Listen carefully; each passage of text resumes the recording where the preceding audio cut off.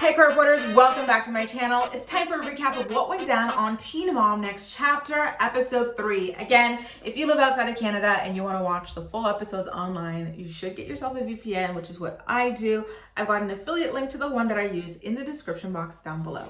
So the episode kicks off with Kate announcing her need to get surgery to remove a vaginal cyst, but she kind of wants to call off the surgery because she doesn't want to be helpless and have Tyler managing everything in the house again. And in true Tyler fashion, he basically drags her while trying to be nice. Like, he goes like, it's not going to be the first time you've been helpless. I was like, damn.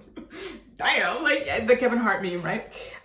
So she's like, yeah, he's like, remember like with you going to treatment and stuff like that, like I've managed everything before, but it's like, well, that's kind of what she's saying, like that you have managed things like that before because she has been helpless and she feels guilty about putting you in that situation again. And so like at the end of the conversation, like they like, you know, they agree, like they hear each other, what each person is saying.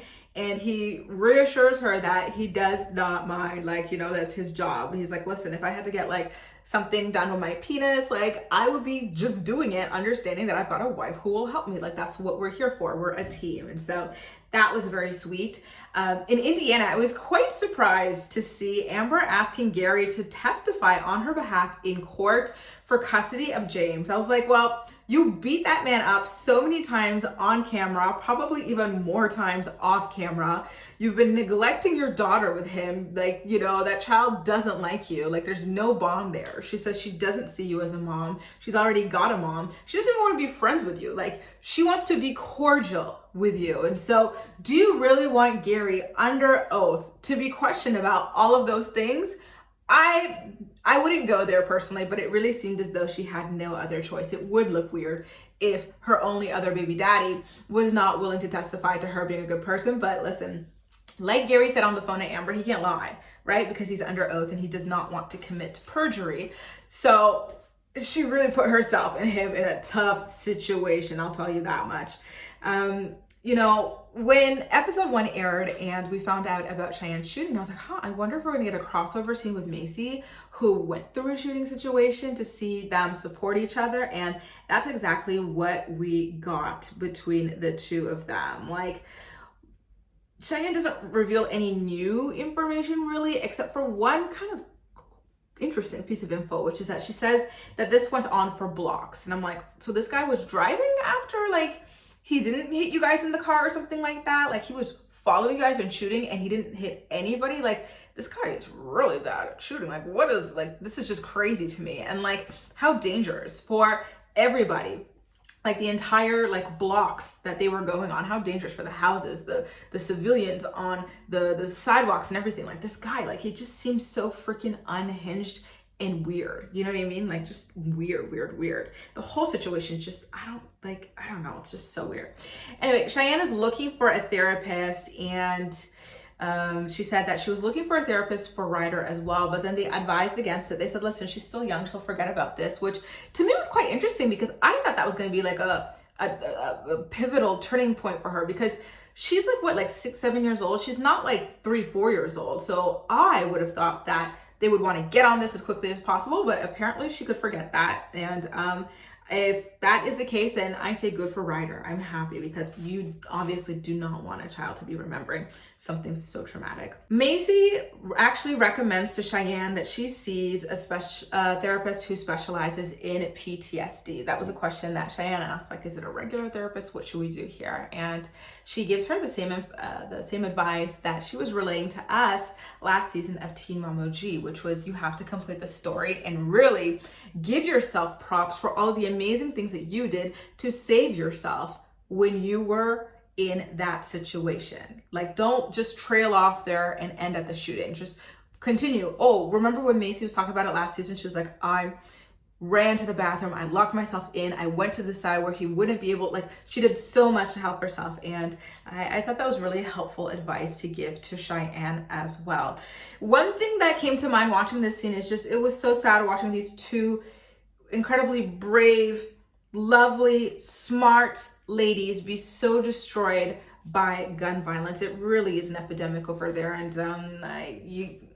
I don't know what more you can say, right? Like, it's just sad how many families go through this, how many families are torn apart. And Maci and Cheyenne are the lucky ones, right? Like, there's people who are dying from gun violence. Like, luckily, they didn't lose their lives and they didn't lose anyone in their family's lives in this situation. And it's sad. They lose the spark in their eyes after something like this happens, and understandably so. Now, we kind of got a little bit teased there with, can I say blue balled? We got a little blue ball there with Gary getting all dressed up to do his testimony. We see him like sitting down on the computer with his webcam. Amber doing the same. And I was like, oh, we're actually going to listen and watch this in 4K. And then Amber goes, well, my court's starting, so you guys can't be here. And I was like, damn it. I really wanted to see what type of questions they asked Gary and how he responded to them. So that sucked. So although we didn't get to see that, he did talk to his wife, Christina, about how it went. And he said that he really tried to focus on how much Amber has grown since all the mistakes that she made when she was younger. And Christina, the intellectual, says, it's so unfortunate that people can't see how good of a mom Amber is because she's not allowed filming with James and she can't post photos of him on Instagram. Meanwhile, the whole reason they have this hearing right now is because Amber had been neglecting to show up to her visitations with James. She would always have an excuse handy for why she could not spend time with her son. So filming with him and posting him on Instagram would not really make up for the receipts on that, my dear Christina. Now, Gary also spilled some tea that Amber was looking for 50-50 custody of James, but Andrea wanted full custody of him and a bunch of child support to boot. Listen, if you are the primary caregiver, you deserve the money that it takes to raise the child. So I can't even fault him for that. Now, in Florida, Brianna and Brittany announced to their mom, Roxanne, that they plan to go to New York City to visit their deadbeat dad, despite him refusing to see them the last time. Brianna opened up about it in last year's Teen Mom 2 reunion, that she tried to see him and he refused to see her. Roxanne then all of a sudden conveniently claims that she wrote this deadbeat dad a letter demanding that he apologizes to the girls for walking out on them. And of course, Brittany and Brianna drag her for not telling them about it. She claims that she didn't tell them because she forgot, which, I'm sorry, this is not sounding believable at all. I don't know. I feel like she just wants the daughters to feel rejected so that they don't go out there and get rejected a second time in real life. I think that that's her version of protecting them, is lying to them about this letter that just does not exist. And I was even more certain that the letter did not exist when she starts crying with no tears coming out. Like, that is Portwood AF. That is like a telltale sign that somebody is lying. They are faking their tears. Now, in Tennessee, Maci takes Bentley bowling for his birthday, but of course it is really difficult with all the noise triggering her PTSD. Like, again, she is so strong and courageous to do this for Bentley. It could not have been easy. Like, you saw her fidgeting so much with her like fingers and her hands, and then she wanted the balloons away in case any of them popped. I was like, oh, I can't imagine what she's going through. Honestly, like, hats off to Maci. Now, back in Michigan, Catelynn gets home for surgery, but she actually needs to return to the hospital later that night over complications with her catheter, which is that pee bag that they inserted inside of her. Poor thing, that must be so uncomfortable. Now, in Florida again, Brittany and Brianna break down about their mom's constant lies. This isn't a conversation like exclusively amongst them two in one of their bedrooms. And, you know, Brianna says she's frustrating, but she is our mom. And then Brittany says that she doesn't like her. And that reminded me of Toni Braxton, where she's like, listen, my sisters, like, we're family. I love them and stuff. Or all of you guys. I think she included her parents in that, but like, she doesn't like any of them. And it's like,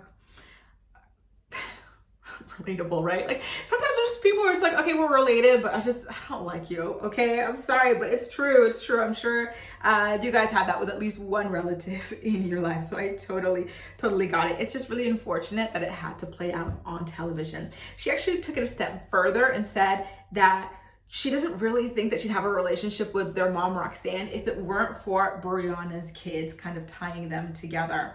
Now, the girls then decide to back out of going to New York City, and Brianna decides that she's just going to write the deadbeat dad a letter instead. And so she reads the letter, and I was like, this must have been really humiliating to read on TV, talking about, oh, like, I was crying on other men's shoulders instead when I should have been crying on your shoulders and stuff. I was like, Brianna really just bleeds out for us. I appreciate it because I couldn't do it. You know what I mean? Like that must be so, like it takes a lot of vulnerability. And, you know, I do have to give her kudos for being able to do that on camera. I would never be able to. So in LA, Cheyenne goes to court only for it to get canceled again. Like, it's really weird, like how they don't really seem to care about this. This is gun violence. Children are involved, like an infant was involved, and they just keep canceling it or postponing it, like at the very last minute. Like, and then the last time the guy just didn't show up, it was like, was he not in jail? Like, what? But this time we find out that he actually at least is in custody. So I'm like, okay, at least he's not roaming the streets, but still, it's very weird. Like, how much violence do you have over there, or crimes in general, that they just don't have time to deal with something this serious? Back in Tennessee, we had a really sweet and learning moment conversation between Maci Bookout and her daughter Jade. Before we get to that, you know, when I look at Jade, I'm like, there's something about her that's just so freaking cute. I can't put my finger on what it is. And you know what I noticed? She has Taylor's chin. So Taylor, he has a very recessed chin, and he covers it up with a giant beard, right? And Jade inherited his chin, and it's just so stinking cute on a little girl. I just can't. I think that's what it is. It's so freaking adorable about her. So she asked Maci why she's scared of balloons and stuff like that, and Maci explains on a very child-appropriate level. And then she asked Jade if there's anything that she's scared of, and Jade was like, oh, well, you know, we had this assembly, I had to get up there and, like, you know, talk or something. And then Maci asked her, like, did you feel better when you faced your fears? And Jade was like, yeah, I did. And then Maci, like, you know, turns it into a teachable moment about how important it is to face your fears. And then she and Jade, and I believe Maverick as well, they go popping balloons in the backyard so that Maci can show Jade too, like, that she's able to face her fears and overcome them just like her daughter is, and how important it is to do that. And I was like, yes, I love it. I felt like I was watching one of my childhood shows again. You know how, like, childhood shows, they always follow that, like, oh, there's this big thing that's scaring you, and then, like, you go ahead and you overcome it. Then they just talk to you about how important this lesson is. I was like, yes, like Dragon Tales. I felt like I was watching something like that, and I really loved it. It's really beautiful.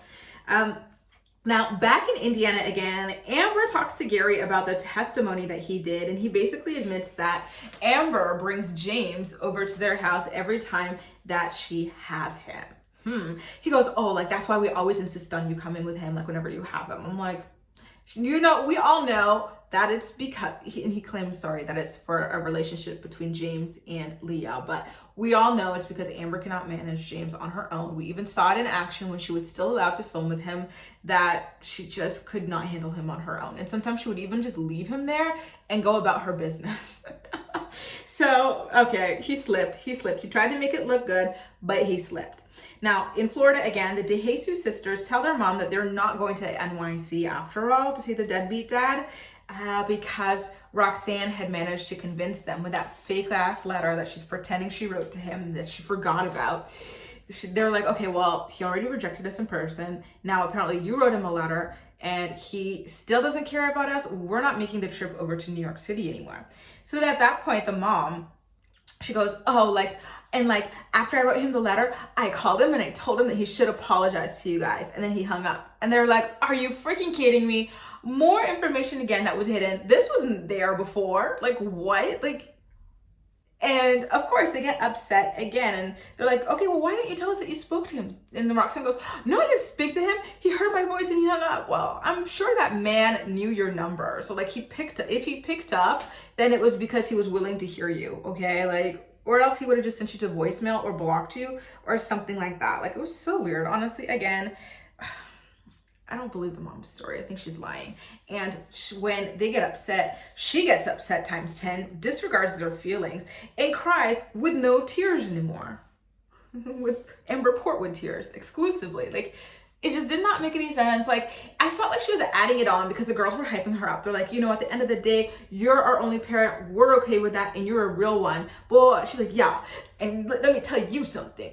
I tried to call him, and he like hung up, and I was doing this. I'm such a hero. And like, she just kept embellishing the story more and more and more. Oh, she should have quit while she was behind. I'll tell you that much. But this is what happens when people lie. They start adding things to the story. They keep embellishing. They go crazy with it. And then they get left with egg on their face because they can't keep up and it's, you know, it's just not going the way, it's not hitting the way that they thought it would. I was embarrassed for her, let me tell you that much.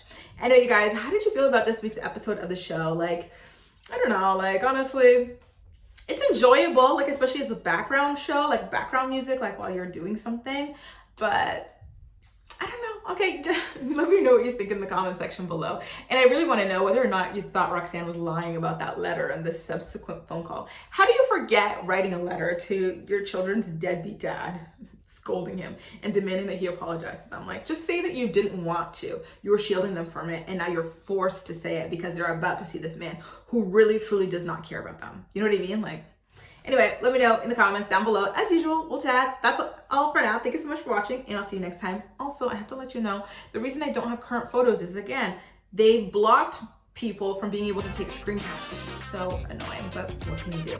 Bye, guys.